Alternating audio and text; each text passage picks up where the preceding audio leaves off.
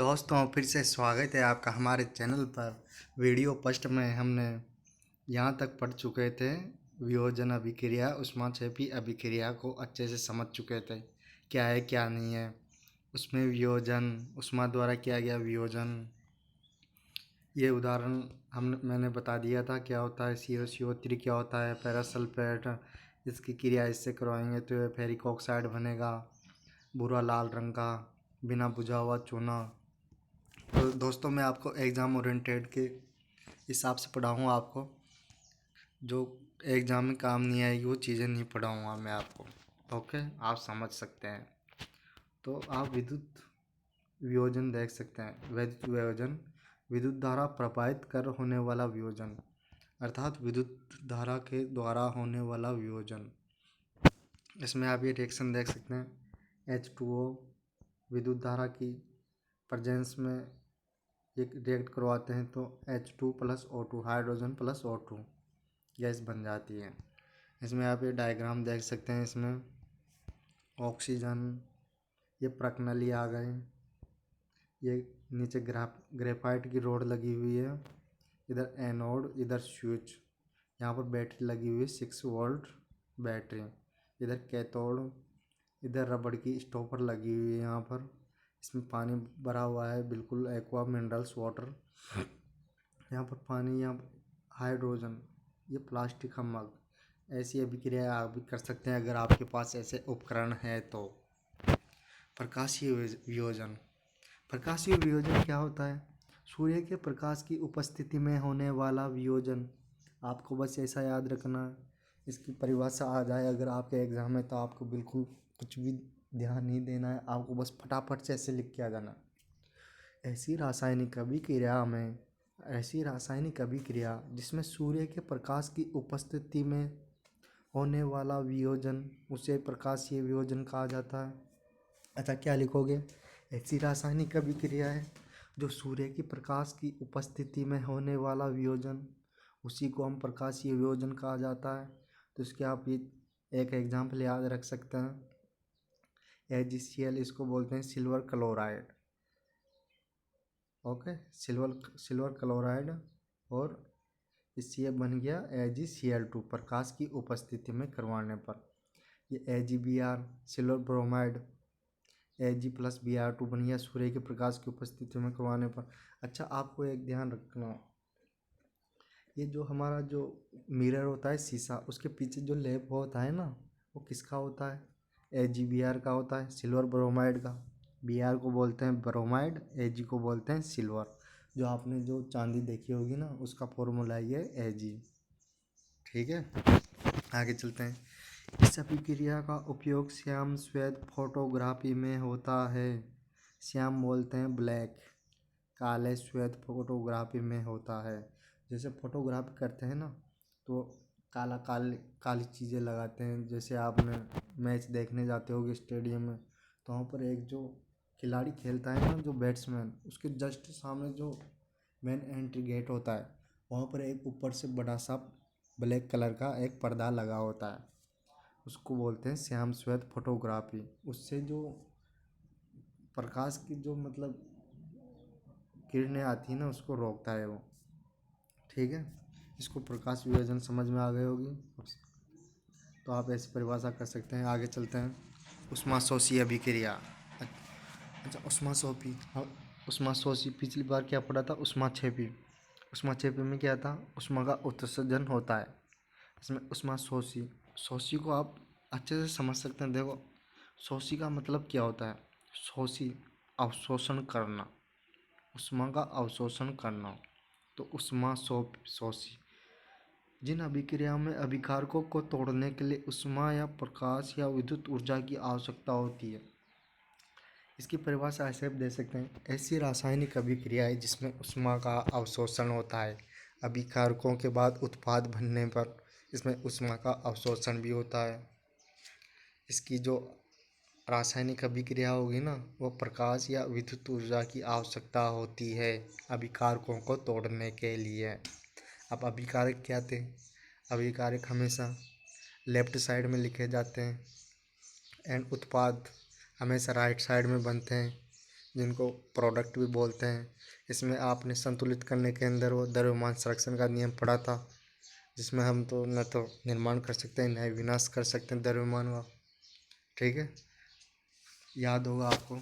आगे चलते हैं। ऊष्माशोषी अभिक्रिया, विस्थापन अभिक्रिया। विस्थापन अभिक्रिया क्या होती है?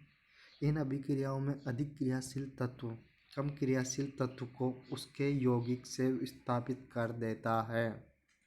इसमें अधिक जो क्रियाशील एलिमेंट होता है तत्व, वो जो कम क्रियाशील तत्व है एलिमेंट, उसके यौगिक से विस्थापित कर देता है। ये देख सकते हैं FeCuSO4। तो FeSO4, Fe+2 SO4 -2 रखता है, तो क्या बन गया FeSO4 और Cu इधर हो गया विस्थापित। ये इसका आप प्रैक्टिकल कर सकते हैं। जैसे लोहे की कील पर भूरे रंग की कॉपर की परत जम गई, कॉपर सल्फेट के नीले विलयन का रंग हरा FeSO4 के निर्माण के कारण हो गया। क्या हुआ? लोहे की कील पर भूरे रंग की कॉपर की परत जम गई। ओके, अब कॉपर सल्फेट का जो नीला विलयन, इसको नीला तोता भी बोल सकते हैं हम। अगर आप एग्जाम में आ जाए, जैसे नीला तोता का फॉर्मूला बताइए, तो नीला तोता का फॉर्मूला क्या बताओगे आप? CuSO4। CuSO4 को नीला तोता भी कहा जाता है। ये इसकी रिएक्शन देख सकते हैं आप, जिनके कॉपर से अधिक क्रियाशील होता है, जिंक कॉपर से अधिक क्रियाशील होता है। ठीक है,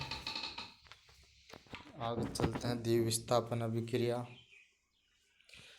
द्विविस्थापन अभिक्रिया, इन अभिक्रिया में उत्पादों का निर्माण दो यौगिकों के बीच आयनों के आदान प्रदान से होता है। द्विविस्थापन अभिक्रियाओं में इसकी परिभाषा आप ऐसे दे सकते हैं। इसमें बिल्कुल शॉर्ट फॉर्म में लिखी हुई है, लेकिन आपको वहाँ पर क्या लिखना है? कम से कम 3 लाइन तो बननी चाहिए ना, 2 लाइन तो आप इसको ऐसे लिखें।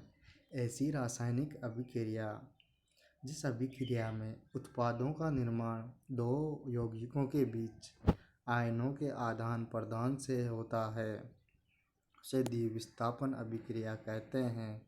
जैसे Na2SO4 प्लस BaCl2 से क्या बन गया? Barium sulphate. दोस्तों, आपको समझना होगा, ये चीज़ें ना, ये रटने से नहीं होगी, रटने से समझ में नहीं आएगी आपको ऐसे याद रखना होगा। जैसे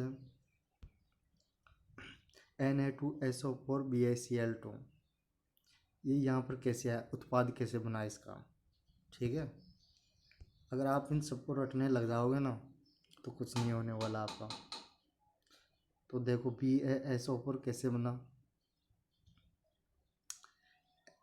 Na सोडियम प्लस रखता है, SO4 -2 रखता है, Ba+2 रखता है। ओके, Cl2 Cl- रखता है, एक आयन रखता है। ओके, अब देखो बेरियम, बेरियम इसके साथ करेगा सल्फेट के साथ, Ba+2 SO4 -2, 2 से 2 कट गया तो BaSO4 बन गया। और Na+ क्या 1 आयन रखता है, Cl- ऋणायन है, प्लस से 1 से 1 कट गया तो NaCl बन गया, सोडियम क्लोराइड। इसको हम क्या बोल सकते हैं? नमक का formula, sodium chloride. Okay, barium sulphate के सफ़ेद अवक्षेप का निर्माण होता है। ये याद नहीं रखना है आपको बिल्कुल भी। आगे चलते हैं उपचयन एंड अपचयन पे। तो उपचयन की परिभाषा क्या है? ऐसी रासायनिक अभिक्रिया है जिसमें ऑक्सीजन की वृद्धि एंड हाइड्रोजन की कमी होती है, उसे हम उपचयन अभिक्रिया कहते हैं। इस अभिक्रिया को हम ऑक्सीकरण अभिक्रिया भी कहते हैं। तो आपको कैसे याद रखना होगा? उपचयन में क्या होता है? उपचयन को हम बोलते हैं ऑक्सीकरण। अब ऑक्सीकरण में क्या होता है? ऑक्सीजन की कमी एंड हाइड्रोजन की कमी, सॉरी, ऑक्सीजन की वृद्धि एंड हाइड्रोजन की कमी इस अभिक्रिया में होता है, उपचयन अभिक्रिया। ओके, अपचयन में क्या हो गया? जस्ट इसका अपोजिट, ऑक्सीजन की कमी एंड हाइड्रोजन की वर्दी। क्या हो अपचयन में हाइड्रोजन की वर्दी एंड ऑक्सीजन की कमी, उसको हाइड्रोजनीकरण बोलते हैं। उपचयन में देखो ऑक्सीजन की वर्दी हो गई, जब किसी पदार्थ में हाइड्रोजन का ह्रास होता है वही बात हो गई जो मैंने अभी बोला था, ऑक्सीजन की वर्दी तथा हाइड्रोजन की कमी, उसे उपचयन अभिक्रिया कहते हैं। ठीक है, ये देख आप रिएक्शन देख सकते हैं, कार्बन प्लस O2 क्या बनता है, CO2 बना गया। इसमें क्या हो गई, ऑक्सीजन की वृद्धि हो गई, हाइड्रोजन की कमी हो गई। इधर देख लो CuO cupric oxide plus H2, इसको हिट की प्रेजेंस में करवाए तो कॉपर प्लस H2O जल बन गया। इसमें ये देखो यार, आपको समझ में नहीं आ रहा, इसको ऐसे समझो आप जैसे ऑक्सीजन की वृद्धि हो रहा है ना, इसमें ऑक्सीजन की वृद्धि हो गई तो हाइड्रोजन की कमी हो गई। ठीक है, अब चेन में देखो, जब किसी पदार्थ में ऑक्सीजन का ह्रास होता है, ह्रास मतलब कमी, नुकसान। जब किसी पदार्थ में हाइड्रोजन की वृद्धि होती है तो सीधा सा समझो ना यार, अपचयन में, अपचयन को बोलते हैं हाइड्रोजनीकरण, ऐसी रासायनिक अभिक्रिया जिसमें हाइड्रोजन की वृद्धि तथा ऑक्सीजन की कमी होती है। अपचयन में ध्यान रखना, ऑक्सीजन की कमी और हाइड्रोजन की वृद्धि। क्यों यार इतना शॉर्टकट में यार बता रहा हूँ मैं आपको, फिर भी आपको समझ में नहीं आ रहा। ये देखो इधर से अपचयन की हो गई, अपचयन में हाइड्रोजन की वृद्धि ऑक्सीजन की कमी, उपचयन में ऑक्सीजन की वृद्धि हाइड्रोजन की कमी। ये रिएक्शन याद कर लेना, आपको एग्जाम में बिल्कुल ऐसे कैसी आती है। आगे चलते हैं, दैनिक जीवन में अपचयन अभिक्रियाओं का प्रभाव क्या है। संचारण किसे कहते हैं, संचारण, संचारण उसे कहते हैं आप दैनिक जीवन में देखते हो रोज क्या होता है क्या नहीं हो, कि वो शरीर पर लोहा या आपका, आप जैसे कोई आपके पिताजी घर में भगवान की सेवा पूजा करते हैं तो उसमें जो लोठा लोठा रखते हैं चांदी, आपकी माता जी चांदी की कड़ियाँ पहनती है, वो काली पड़ जाती है तो क्या होता है, संचारण लगता है, लोह की वस्तुओं पर जंग लग जाता है, चांदी के ऊपर काली परत जम जाती है, कॉपर में हरी परत चढ़ जाती है, तो ये संचारण के उदाहरण है। ठीक है, जब कोई जब कोई धातु आर्द्रता अम्ल आदि के संपर्क में आती है जिससे धातु की ऊपरी परत कमजोर हो जाती है, उसे संचारित हो जाता है। ओके, विद्युत लेपन पेंट करने संक्षारण धातु को बचाया जा सकता है। अच्छा, इसको कैसे, या तो हम पेंट कर लो, पेंट करके जंग नहीं लगेगा पेंट करने के बाद में, या कोई उस पर लेपन करो, इन सब चीज़ों से हम संचारण को रोक सकते हैं। विकृत गंधिता क्या होती है, जैसे वसायुक्त व तेलीय खाद्य सामग्री वायु के संपर्क में आने पर उपचयित हो जाते हैं जिससे उनके स्वाद और गंध में परिवर्तन हो जाता है, इससे विकृत गंधिता कहते हैं। आप कुरकुरे लाते हो दुकान से, ओके, कुरकुरे लाते हो, कुरकुरे बहुत फूले रहते हैं, उनकी जो थैली होती है ना उनमें हवा भरी रहती है, उसके अंदर कुछ गैस भरी रहती है, उसके कारण वो ख़राब नहीं होते।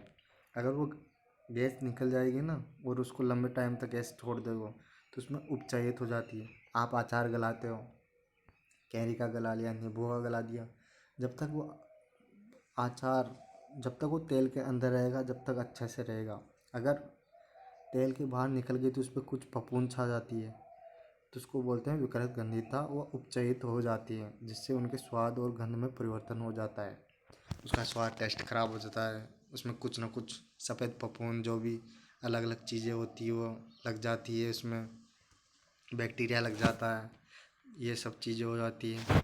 इसको रोकने का क्या उपाय है, ऑक्सीकार का उपयोग करें, वायुरोधी बर्तन में खाद्य सामग्री रखें जो वायु, जिसमें वायु प्रवेश ना करे, वायु के स्थान पर क्या नाइट्रोजन गैस द्वारा उसको सेव कर सकते हैं। अगर किसी चीज़ में को मान लो आपको लंबे टाइम तक रखना है तो उसमें नाइट्रोजन गैस डाल दो जिससे वो विकृत गंधिता नहीं होगी, वो चीज़ खराब नहीं होगी। विकृत गंधिता से रोकने के लिए उसको बढ़िया अच्छे से टेम्परेचर पको, तापमान ज़्यादा टेम्परेचर नहीं होना चाहिए, ठंड में रखो। दोस्तों, ये आपका फर्स्ट चैप्टर ख़त्म हो चुका है। आई होप कि आपको समझ में आया होगा। और अगर वीडियो पसंद आई हो दोस्तों तो प्लीज़ वीडियो को लाइक कर दो एंड सब्सक्राइब कर दो। आगे हम ऐसे ही सेकंड चैप्टर लाने वाले हैं। तो धन्यवाद। ये बिल्कुल शॉर्ट नोट्स है, इनके स्क्रीनशॉट ले सकते हैं और इनकी डेफिनेशन को आप अच्छे से देख सकते हैं और अपने नोट्स में उतार सकते हैं अगर आपको वे डेफिनेशन अच्छी लगी हो तो। ठीक है, धन्यवाद।